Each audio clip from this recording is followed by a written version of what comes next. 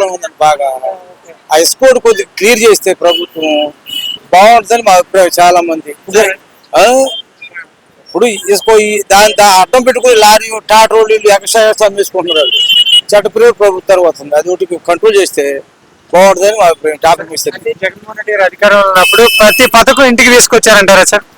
ఏమంటే ఆ పథకం అంటే ఆ పథకాలు వేరు, ఈ పథకాలు వేరు.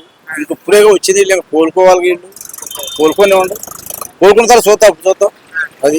అంటే సార్ జగన్మోహన్ రెడ్డి గారి ప్రభుత్వం అనేది మీకు ఎలా అనిపించింది సార్? ఏమంటే ఒక జగన్ చెప్పండి అంటే అరాస్గా అనిపించింది. ఎప్పుడు ప్రతి ఒక్కరికి లోపల వేసాడు, ఎవరు మాట్లాడతారు భయపడ్డారు.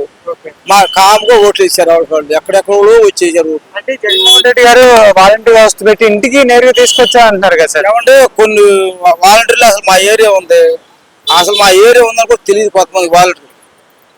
వీళ్ళు ఏది ఆఫీస్కి వెళ్ళి మాట్లాడే వాళ్ళు తెలియదు వాళ్ళకి. అది ఎవరి అభిప్రాయం వాళ్ళదండి. అంటే అట్లా కాదు సార్, అంటే చాలా మంది వాలంటీర్ వ్యవస్థనే జగన్మోహన్ రెడ్డి గారి కోసం పనిచేశారని అంటున్నారు కదా, మీకోసం పనిచేయలేదంటారు? పనిచేస్తా గెలవాలిగా. అదే లోపల చాలా ఉందండి దగ్గర.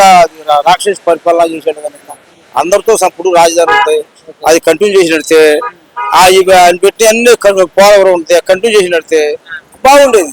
అవి రాజధాని తీసుకెళ్ళి 3 ముక్కలు అన్నాడు. 3 ముక్కలు ఒక పిల్లలతో ఏగలేకపోతున్నాం. 3 పిల్లలు ఏమిగుతామండి.